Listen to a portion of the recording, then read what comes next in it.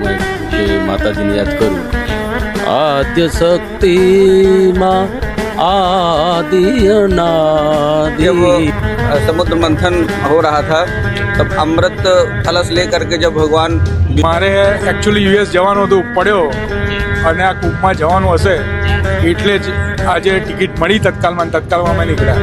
મહાકુંભ મેળાની અંદર અત્યારે વલ્ભાચાર્યનગર જે આપણે બનાવ્યું છે તેમની અંદર લોકોની સેવા માટે 1 મહિનો એઝ એ મેડિકલ ડૉક્ટર તરીકે કેમ્પસની અંદર સેવા આપીશ। હું પણ ડૉક્ટર સિદ્ધપરા સાથે હેલ્થ અવેરનેસ, લોકોમાં હેલ્થ અંગે જાગૃતિ આવે અને એ બાબતે હું અવેરનેસ આપવાની છું। ગુજરાતના લગભગ બધા જિલ્લામાંથી છે યાત્રાળુઓ અત્યારે મહાકુંભ ખાતે જઈ રહ્યા છે, ટ્રેનમાં છે। આપણે બધા સાથે વાતચીત કરવી છે। તમે ક્યાંથી છો? રાજકોટથી। શું કહેશો, કેવો ઉત્સાહ છે? અરે બહુ ઉત્સાહ છે। ફર્સ્ટ ટાઈમ હશો ને? હા, ફર્સ્ટ ટાઈમ છે। અચ્છા, સાંભળ્યું છે આ મેળો કેવો હોય છે, શું વિશેષતા હોય છે? એમાં બધા અત્યારે તો વિભૂતિઓ આવવાની છે એટલે વૈના દર્શન ખાસ થશે। બસ મજા આવશે કુંભમાં તો એના બહુ આમ એક્સાઇટમેન્ટ છે કે ત્યાં અમે જઈએ અને સ્નાન। તમે આની પહેલા ક્યારેય કુંભ કરેલો છે? ના, ક્યારેય નથી કર્યો, પહેલી વાર જ જાય છે એટલે જ વધારે એક્સાઇટમેન્ટ છે। ઉત્સાહ બહુ જ છે કે આપણી સંસ્કૃતિ જોશું, આપણા વિભૂતિઓ જોશું અને જે આપણી પરંપરા છે એને આપણે ફોલો કરવા માટે થઈને અમે લોકો જઈએ છીએ। તો ઉત્સાહ તો બહુ જ છે, અમે લોકો જઈએ છીએ બ્લેસિંગ મળે એના માટે। લાઈફમાં ફર્સ્ટ ટાઈમ જઉં છું, ફર્સ્ટ ટાઈમ ને લાસ્ટ ટાઈમ છે, બધાને આ મોકો મળે નહીં। એટલે આમ કુંભ મેળામાં શું શું હોય છે એના વિશે કઈ વિડીયો જોયા હોય કે આમ એવું કઈ? થોડા ઘણા જોયા છે વિડીયો, ટોટલી આઈડિયા નથી। તારું શું નામ છે બેટા? ક્યાં જઈ રહ્યા છો તમે? બહુ જ મોટો પર્વ કહેવાય કુંભ મેળો, એટલે લોકોની લાઈફમાં 12 વર્ષે આવો મોકો આવતો હોય। અમે લોકોએ બહુ શોર્ટ ટાઈમમાં પ્લાન બનાવેલો છે અને એવો પ્રયાસ છે કે ભાઈ બનારસ અને અયોધ્યા પણ સાથે કરીએ। અને સ્નાનની સાથે સાથે આઈ થિંક સૌથી સારી વસ્તુ એ હોય છે કે બહુ બધા જાત્રાળુઓ, સાધુ સંતો, અઘોરી લોકો, નાગાબા, એ બધાના દર્શન લાઈફમાં લોકોને નથી થતા, સિવાય કે આપણા સૌરાષ્ટ્રમાં તમે જુનાગઢનો મેળો કરેલો હોય તો। એટલે એ પણ એક બહુ મોટો લાવો છે, કારણ કે એમના અખાડાના જે સંતો આવે અને એમના દર્શન કરવા એ પણ બહુ મોટી વસ્તુ। લગભગ 40 કરોડ જેટલા લોકો આવશે એવો અંદાજ છે અને વિશ્વનું સૌથી મોટું ગેધરિંગ આ છે કુંભ મેળો। યોગીજીના શબ્દો તમને કહું, જે મેં 2 દિવસ પહેલાં વિડીયોમાં જોયા હતા, એમણે ફિગર્સ કીધા હતા, મને યાદ નથી કે આટલા કરોડ લોકો આવવાના છે પણ એનાથી ડબલની વ્યવસ્થા અમે કરેલી છે। આટલા લોકો સ્નાન કરવાના છે પણ એનાથી 3 ગણી વ્યવસ્થા અમે કરેલી છે। એટલે અત્યારે જે ટૂંકમાં હિન્દુત્વનો આપણે એક લહેર ચાલી છે, ખાસ કરીને અયોધ્યાની મંદિર બન્યું એના પછી આપણે બધા એનો જ આનંદ માણી રહ્યા છે અને ભગવાનને એવી પ્રાર્થના છે કે બીજા 400-500 વર્ષ સુધી આ ચાલ્યું રહે। હું રાજકોટથી ડૉક્ટર વલ્લભભાઈ સિદ્ધપરા। મહાકુંભ મેળાની અંદર અત્યારે વલ્ભાચાર્યનગર જે આપણે બનાવ્યું છે તેમની અંદર લોકોની સેવા માટે 1 મહિનો એઝ એ મેડિકલ ડૉક્ટર તરીકે કેમ્પસની અંદર સેવા આપીશ। ફર્સ્ટ ટાઈમ તમે કુંભમાં જાવ છો કે આની પહેલા તમે? આ 3જો કુંભ મેળો મારો છે। ખાસ અમે બધા પહેલી વાર જાય છીએ, તો કુંભ મેળામાં કેવું વાતાવરણ હોય છે અને ખાસ બાબતો કઈ તમે જાણો? કુંભ મેળાની અંદર બહુ જ લોકોને આનંદ આવે છે અને તેની અંદર લોકો વિવિધ સ્થળોથી આવે છે અને કુંભની અંદર શાહી સ્નાનની અંદર જે અલૌકિક આનંદ લેવાનો હોય છે તેમનો લાભ લોકોને મળે છે। મારું નામ સ્મિતા સિદ્ધપરા છે।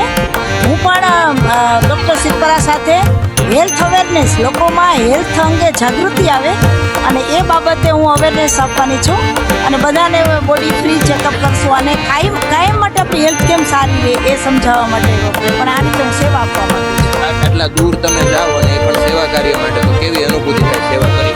સેવા કરવાથી અનંત આનંદ મળે છે। એક જેને કહેવાય ને કે આપણે કોઈને આપણે હેલ્પ કરીએ અને આપણું ઇન્ડિયા છે એ ફિટ રહે અને હેલ્ધી રહે, એ તો આપણું મિશન છે। આપણા ભારત દેશના લોકો હેલ્ધી રહે કાયમ માટે, એવું અમે ઈચ્છીએ છીએ। તો અન્ય યાત્રિકો પણ આપણી સાથે છે। શું નામ છે તમારું? ચેતનભાઈ, તમે ક્યાંથી? રાધનપુર। અચ્છા, ઉત્તર ગુજરાત। વાહ વાહ, શું કહેશો, કુંભમાં પહેલી વાર જાઉં છું? ના, અમારો બીજો કુંભ છે।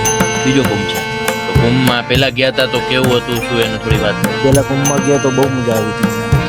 નાહવામાં પછી ફરવામાં અમે ભજને ખૂબ કર્યા છે. અમે જે બાપુ ભેગા જઈએ છીએ ખૂબ મજા આવે છે, ફરવામાં ખૂબ મજા આવે છે. ધાર્મિક કાર્યક્રમો કેવા થાય?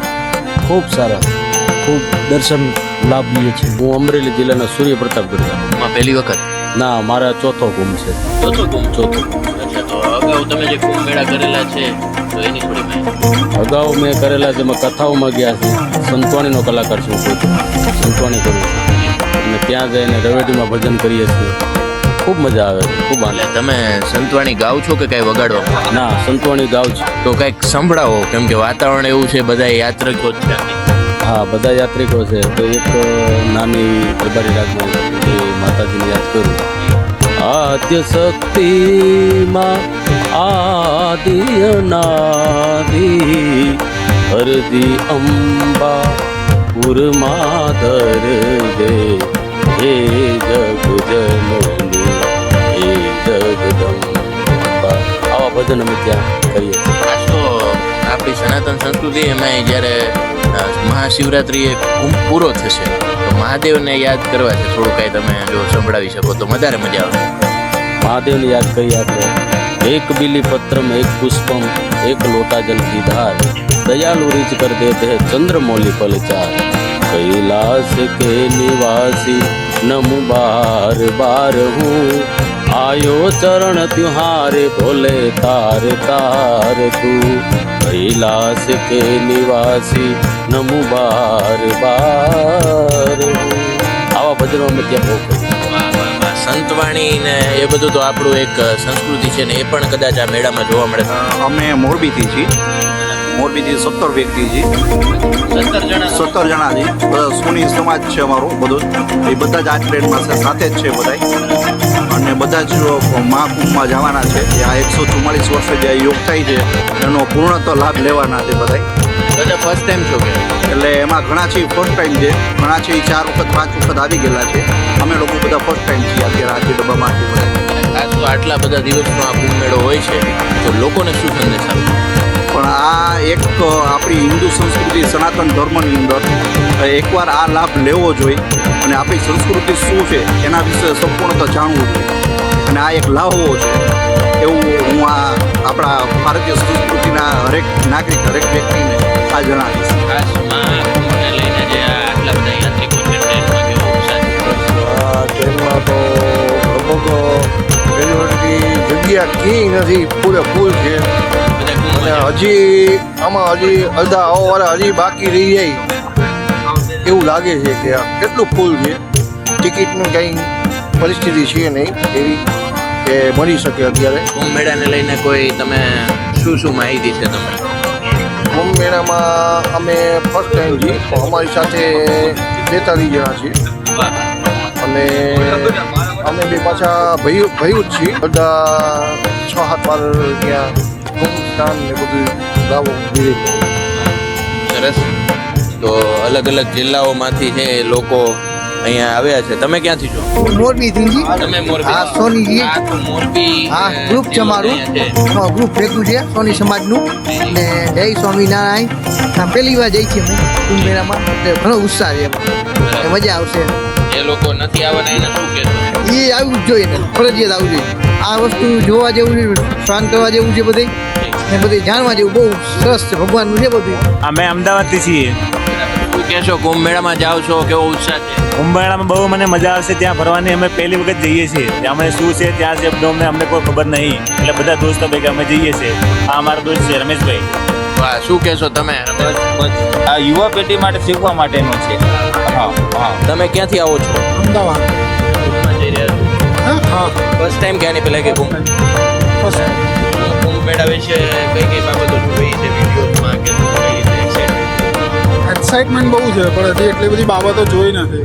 મેઇન તો શાહી સ્નાન માટે જો જે 13મી અને 14મીએ થવાનો છે મેઇન પર્પઝ એ છે. બાકી હજી એટલું બધું નોલેજ નથી. ક્યાં દે છે એમ ધીરે ધીરે ખબર. અમે તો લગભગ 4 કુંભ તો ગયેલા છીએ. 12 વર્ષ પહેલાં બી અમાસનું કુંભ આપણે પ્રયાગરાજ જે વખતે અલ્હાબાદ નામ હતું એ વખતે બી ગયેલા છીએ. અને જે શાહી સ્નાનનું જે સુખ મળે છે એ જિંદગીમાં ગમે એટલા પૈસા આવે પણ એક ડૂબકીનું જે પુણ્ય છે એ સ્થાયી સ્થાનમાં જ મળે છે, જેથી કરીને 13 તારીખે 14 તારીખનો છે એટલે 13-14મીએ જે બી સેટ થાય. આમ તો 13મીએ જ સ્નાન કરવું છે. જે અમુક તારીખો છે એ મને વધારે પસંદ છે. મારે એકચ્યુઅલી યુએસ જવાનું હતું, પડ્યો અને આ કુંભમાં જવાનું હશે એટલે જ આજે ટિકિટ મળી તત્કાલમાં નીકળ્યા. એટલે કુંભ તમારા નસીબમાં કુંભમાં જો કુંભમાં જવાનું હતું એટલે જ પડ્યો હતો એટલે જ કુંભમાં ગયો હતો. એ મને ખબર છે કે ઉપરવાળાનો જે ઇશારો છે એ આપણે સમજી ગયા ને આપણે. તમે એ જે કુંભ કર્યો તો એ શાહી સ્નાનનું વાતાવરણ કેવું હોય? શાહી સ્નાન એટલે આપણે જેમ જુનાગઢમાં 11 દેવ દિવાળીએ જેમ આખું ઝુંડ નીકળે સાધુ બાવાઓનું, એ જે ઝુંડ છે તમને એવું લાગે પણ એ આલાદ્ય જ છે. અહીંયા બી તમે જોવો તો જાત જાતના પંડાલમાંથી જાતના સાધુઓ જે બહાર નીકળે છે અને એની જે આજ્ઞા અને જે આપણે જે લેવાનું છે જે અંદરથી આધ્યાત્મિક જ છે. આ બધું કશું બીજું કશું છે નહીં. જિંદગીમાં ઉતારો તો આધ્યાત્મિક ઘણું બધું છે, ના ઉતારો તો કશું જ નહીં. એટલે હંમેશા દરેકે જો પોસાય એવું હોય, થાય એવું હોય, જઈ શકાય એવું હોય તો જિંદગીમાં એક વખત કુંભમાં જવું જરૂરી, અને એ ઉપરવાળાની દયા હોય તો જ થાય છે, બાકી નથી થતું. ये जो प्रयागराज में कुंभ लग रहा है 12 वर्ष के बाद महाकुंभ है और 144 वर्ष बाद ये कुंभ 12 वर्षों का एक क्रम 12 बार पूरा हो रहा है, तो इसको विशेष महाकुंभ, इसमें राशियाँ और ग्रह नक्षत्र योग बन रहा है, इसलिए विशेष महत्व है. और चूँकि ऐसा माना गया है जब समुद्र मंथन हो रहा था तब अमृत कलश लेकर के जब भगवान विष्णु मोहिनी रूप लेकर के जा रहे थे तो यहाँ 4 स्थानों में अमृत कलश से कुछ अमृत की बूंदें गिरी थी. उसी महत्व से ये कुंभ 4 स्थानों में लगते हैं, जिसमें प्रयागराज तीर्थों का राजा कहा जाता है, इसलिए विशेष महत्व है. और जितने भी विश्व भारत ही नहीं पूरे विश्व भर के साधु संत वहाँ एकत्रित होकर के 2 महीने की योग साधना करते हैं और अपने जीवन को सफल बनाते हैं और सिद्धियाँ प्राप्त करते हैं. बहुत सारी चीज़ें वहाँ पर, और मुझे लगता है विश्व का सबसे बड़ा ये आयोजन है और विश्व में सबसे ज़्यादा अगर किसी एक स्थान पर लोग एकत्रित होते हैं तो वो हमारा महाकुंभ है. और महाकुंभ 2025 बहुत सी विशेषताएं लेकर के आएगा और आप लोग देखेंगे जब इसका कंक्लूजन निकलेगा तो सबसे ज़्यादा इकोनॉमी जनरेट होगी, रोज़गार लोगों को मिलेगा. और विदेशों से जब लोग आएंगे तो हमारे महाकुंभ की जो व्यवस्थाएं की गई हैं उसको विशेष बनाया है उत्तर प्रदेश की सरकार और उनके मुखिया योगी आदित्यनाथ जी ने जो उसको विशेष व्यवस्था वहाँ पर की है. एक 76वां जिला घोषित करके पूरी वहाँ व्यवस्था की है. तो आगे चल करके हमारे देश का नाम पूरे विश्व में, हमारे भगवा ध्वज और सनातन का ध्वज पूरे विश्व में लहराएगा और भारत शिष्य विश्व गुरु की उपाधि अपने हाथ में.